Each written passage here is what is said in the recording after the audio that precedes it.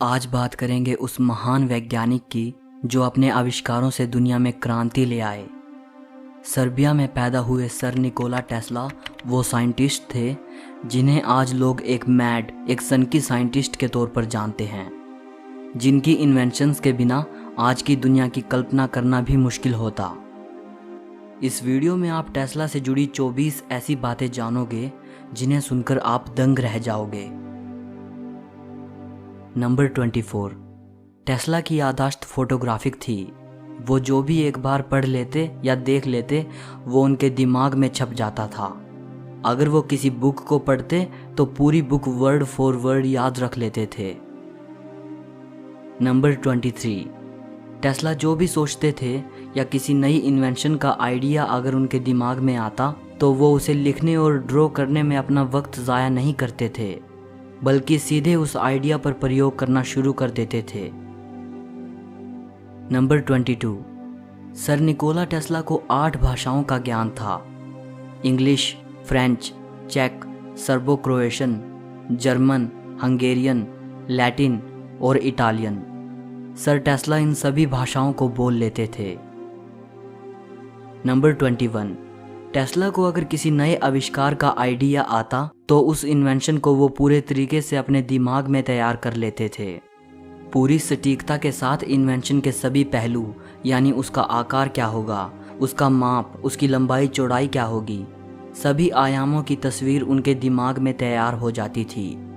यहाँ तक कि उस प्रोजेक्ट पर काम शुरू करने से पहले ही उसका अंतिम रूप भी उनके दिमाग में तैयार हो जाता था।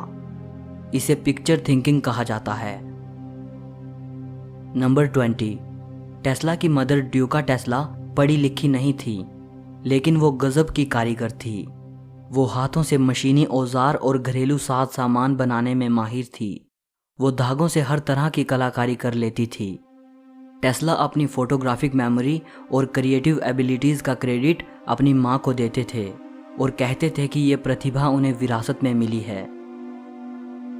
नंबर 19। स्कूल के दिनों में टेस्ला अपने दिमाग में ही मैथ की मुश्किल से मुश्किल कैलकुलेशन करने में माहिर थे। वो दिमाग में ही इंटीग्रल कैलकुलस कर लेते थे। उनके टीचर्स को लगता था कि टेस्ला चीटिंग करते हैं। नंबर 18। एक दिन टेस्ला जब अपनी लैब में काम कर रहे थे तो उनके रिसीवर में उन्होंने कुछ असामान्य सिग्नल्स को देखा। इसको लेकर टेस्ला का अनुमान था कि ये सिग्नल्स किसी दूसरे प्लैनेट से आए थे और उनका किसी दूसरे ग्रह से संपर्क जुड़ा था।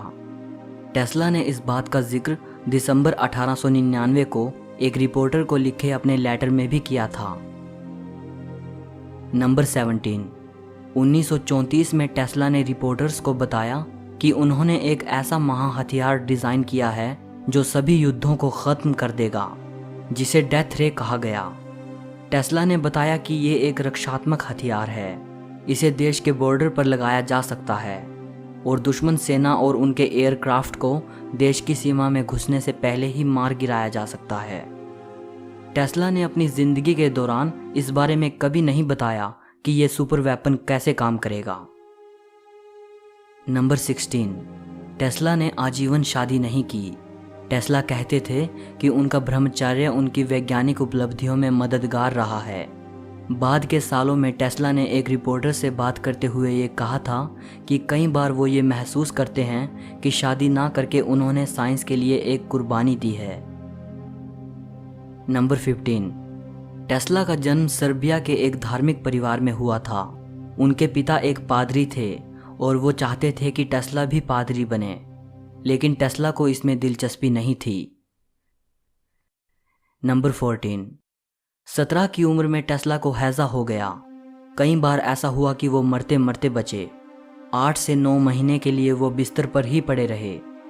टेस्ला के फादर, जो कि उन्हें पादरी बनाना चाहते थे, निराशा के पलों में उन्होंने टेस्ला से वादा किया कि अगर वो इस बीमारी से निजात पाते हैं तो वो उन्हें बेस्ट इंजीनियरिंग स्कूल में भेजेंगे। टेस्ला स्वस्थ हुए और उनके पिता ने अपना वादा पूरा किया। नंबर 13। बचपन में टेस्ला को उनकी ज़िंदगी की बीत चुकी घटनाओं के दृश्य बार बार उनकी आंखों के सामने आते थे। मतलब बीत चुकी घटना फिल्म की तरह उनके दिमाग में चलती थी। नंबर 12। जब दुनिया संचार के बारे में ज़्यादा सोच भी नहीं रही थी, उस वक्त टेस्ला वायरलेस कम्युनिकेशन की बात कर रहे थे। वो अपने टाइम से बेहद आगे थे। वायरलेस टेक्नोलॉजी से जुड़ी उनकी डिस्कवरीज की वजह से ही आज स्मार्टफोन्स का वजूद पॉसिबल हो पाया है। नंबर 11, 1896 में एक पब्लिक इवेंट में टेस्ला की मुलाकात स्वामी विवेकानंद से हुई थी। 13 फरवरी 1896 को अपने किसी दोस्त को लिखे एक लेटर में स्वामी विवेकानंद ने इस बात का जिक्र किया था। दोनों की इस टॉपिक पर बात हुई थी कि कैसे टेस्ला के एनर्जी को लेकर आइडियाज़ वेदांतिक कॉस्मोलॉजी से काफ़ी मिलते हैं। नंबर 10, टेस्ला ने एक रेडियो कंट्रोल नाव बनाई थी जो रिमोट से चलती थी। रेडियो कंट्रोल सिस्टम में रेडियो द्वारा ट्रांसमिट किए गए सिग्नल से डिवाइस को रिमोटली कंट्रोल किया जाता था। टेस्ला अपना ये आइडिया यूएस मिलिट्री को बेचना चाहते थे कि वो इसका इस्तेमाल युद्ध में रेडियो कंट्रोल्ड टोरपेडो के रूप में कर सकते हैं, लेकिन यूएस मिलिट्री ने इसमें इंटरेस्ट नहीं दिखाया। पहले विश्व युद्ध तक रिमोट रेडियो कंट्रोल के बारे में लोग ज़्यादा नहीं जानते थे, और पहले विश्व युद्ध के बाद तब इसके बारे में जानकारी बढ़ी जब कई देशों ने अपने मिलिट्री प्रोग्राम में इसका इस्तेमाल करना शुरू किया। सन 1898 में न्यूयॉर्क में हुए एक इलेक्ट्रिकल एग्जीबिशन के दौरान टेस्ला पहली बार रिमोट से चलने वाली इस नाव को लोगों के सामने लेकर आए। जब वहां मौजूद भीड़ ने इसे देखा तो किसी को भी यकीन नहीं हुआ और लोग कहने लगे कि ये कोई मैजिक है या फिर टेस्ला ने किसी ट्रेंड मंकी को नाव में बिठा रखा है। नंबर 9, अपने स्वास्थ्य के लिए टेस्ला हर रोज 13 से 16 किलोमीटर पैदल चलते थे। नंबर 8, टेस्ला को कबूतरों से बड़ा गहरा लगाव था। वो हर रोज उनको दाना डालते थे। टेस्ला अपने होटल के कमरे की खिड़की से भी कबूतरों को खिलाते थे।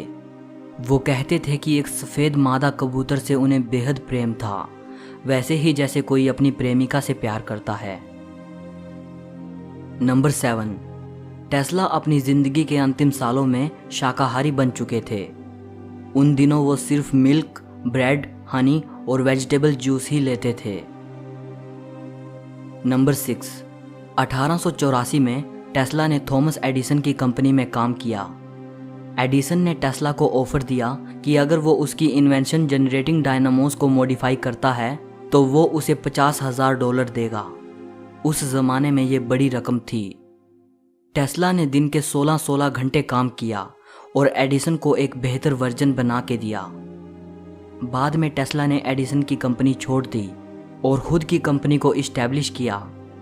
टेस्ला ने एडिसन की कंपनी को क्यों छोड़ा था, इसकी वजह साफ नहीं हो पाई, लेकिन एक कहानी कहती है कि एडिसन ने टेस्ला को जो $50,000 देने का वादा किया था, टेस्ला की इतनी मेहनत के बावजूद भी वो उनको नहीं दिए गए, और एडिसन ने ये कहकर टेस्ला को पैसे देने से इनकार कर दिया कि टेस्ला, तुम हम अमेरिकन्स के मजाक को भी नहीं समझते। नंबर 5, आज हम अपनी रोज़मर्रा की ज़िंदगी में जिस बिजली का उपयोग करते हैं उसका क्रेडिट टेस्ला को ही जाता है। टेस्ला ने ऑल्टरनेटिंग करंट सिस्टम को दुनिया के सामने रखा। एडिसन डायरेक्ट करंट को बेहतर मानते थे, जबकि टेस्ला ऑल्टरनेटिंग करंट को। डायरेक्ट करंट बिजली की उस धारा को कहते हैं जो एक ही दिशा में बहती है। डायरेक्ट करंट बल्ब और मोटर चलाने के लिए तो काफ़ी था, लेकिन इससे लंबी दूरी तक पावर ट्रांसमिशन करना पॉसिबल नहीं था, जबकि एसी सिस्टम में बिजली लगातार अपनी दिशा बदलती रहती है। एसी सिस्टम से दूर दूर तक बड़ी आसानी से बिजली पहुंचाई जा सकती थी। टेस्ला थॉमस एडिसन के डीसी सिस्टम की कमियों को दुनिया के सामने लेकर आए। दोनों में इसको लेकर काफ़ी बहस हुई थी, जिसको इतिहास में वार ऑफ करंट के नाम से जाना जाता है। आज पूरी दुनिया में एसी सिस्टम द्वारा ही घरों में पावर सप्लाई करवाई जाती है। नंबर 4, हर साल टेस्ला के नाम पर निकोला टेस्ला पुरस्कार दिया जाता है। ये पुरस्कार उन्हीं इन्वेंटर्स को दिया जाता है जो इलेक्ट्रिक पावर की जनरेशन और यूटिलाइजेशन में मेजर कंट्रीब्यूशन करते हैं। नंबर 3, ये माना जाता है कि टेस्ला के द्वारा 300 अलग अलग आविष्कार किए गए थे, या उन आविष्कारों में टेस्ला का योगदान था। इस बात पर बहस होती रही है कि टोटल कितने पैटेंट्स टेस्ला के नाम दर्ज हैं। दुनिया भर के 26 देशों से कम 278 पैटेंट्स टेस्ला के नाम जारी किए गए हैं। नंबर 2, हैरानी होती है, इतने महान इन्वेंटर होने के बावजूद भी टेस्ला नोबेल प्राइज नहीं जीत पाए। नंबर 1, 7 जनवरी 1943 को न्यूयॉर्कर होटल के रूम नंबर 3327 में टेस्ला मृत पाए गए।